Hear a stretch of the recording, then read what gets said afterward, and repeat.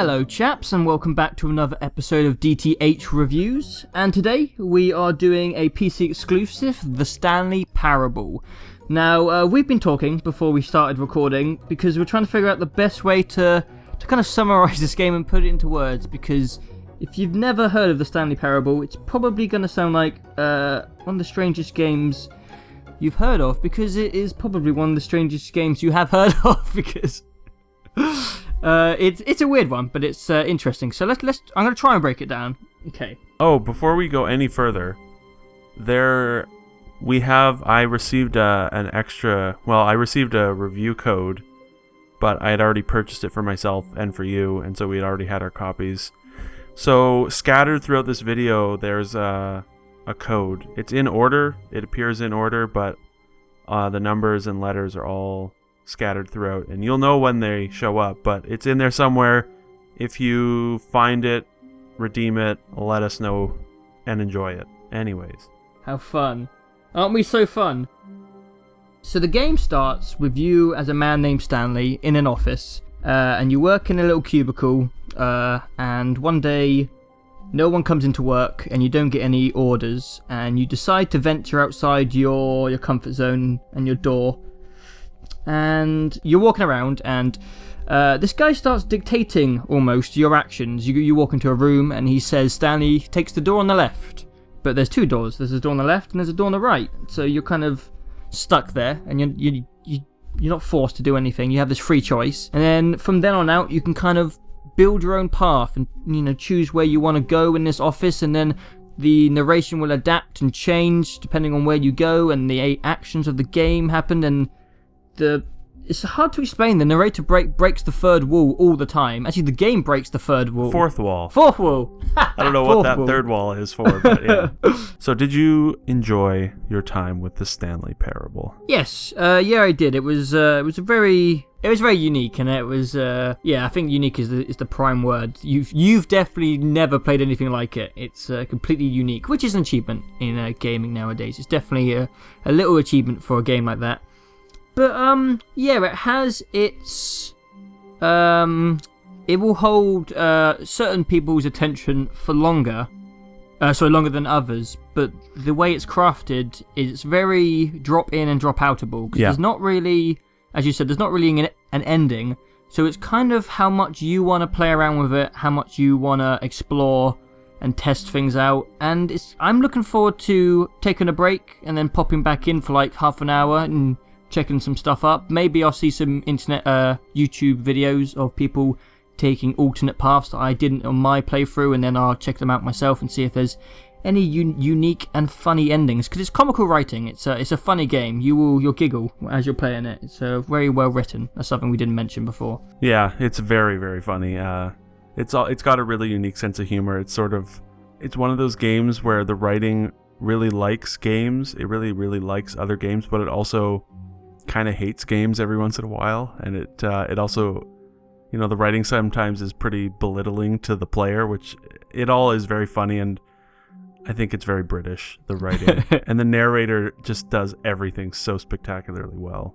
For about half an hour of the game, I really wasn't sure if I was making these choices out of free will, or if the game was kind of guiding me on purpose, or if I had gone through this door, I would have ended up in the same place anyway. And it obviously unraveled where I was making free choices.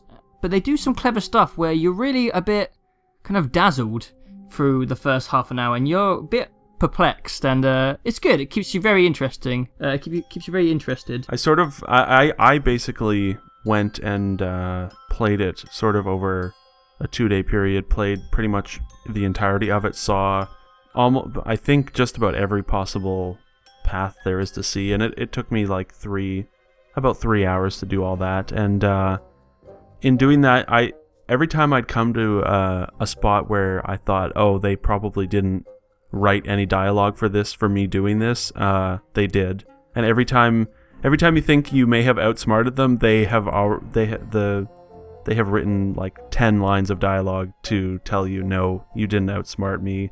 And so I really liked that. It kept surprising me, where it's just like, oh, I'm pretty sure I've seen it all now.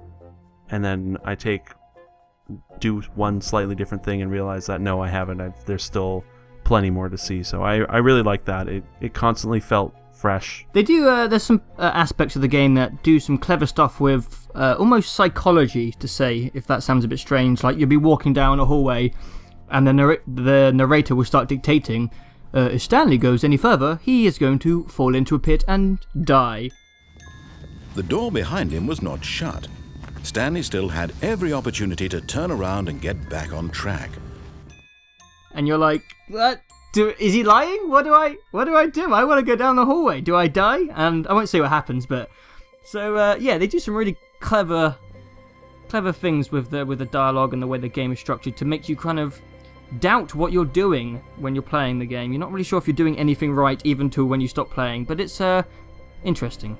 You think that's enough? Because we don't want to go into it too much, because there's some really cool stuff that we shouldn't talk about or spoil. Yeah, and I know there are a few paths that you still haven't seen yet, and it's hard to talk about it, but it's definitely something that I think most people should play, because it's really, really, really funny and really creative, and some of the paths that it goes down are really genuinely surprising, and the one that I have played through that I know you haven't is probably the most surprising of the whole game, with a couple of moments that are really, really creative and really memorable in the best possible way. So yeah, well, that's what's kind of good about it, the fact that different people can play it, and then they can talk about their friends, and everyone kind of plays it in a different fashion and in a different order. And I reckon the community will probably be finding a couple of Easter eggs or a couple of hidden paths that maybe the developers haven't mentioned, hopefully in the future.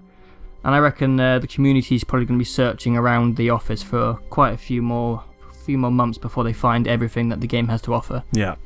While it's only about 2.5 or 3 hours of content, and I paid, $12 for it at launch because it was on sale for launch week, I think I'm going to have to give it 5 stars, because like you said, it's definitely the most creative thing I think I played this year, and it's probably the most entertaining, the most sort of delightful game I've played in a long time. It in its own weird way reminds me a lot of the Portal games. Yes, yeah, definitely. Even though they don't share really any similarities except for the source engine, and it has the same sort of cheekiness to it all and creativity to it all that is really worth seeing through, I think. Well, this is going to be probably the biggest difference in ratings we've ever given, because I'm gonna give it a 3-star.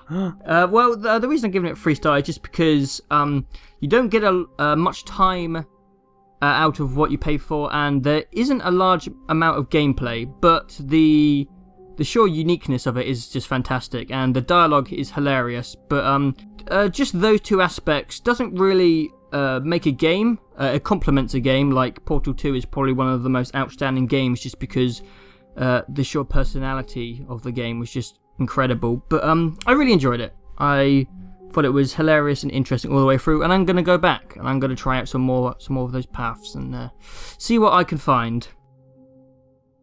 Find the code.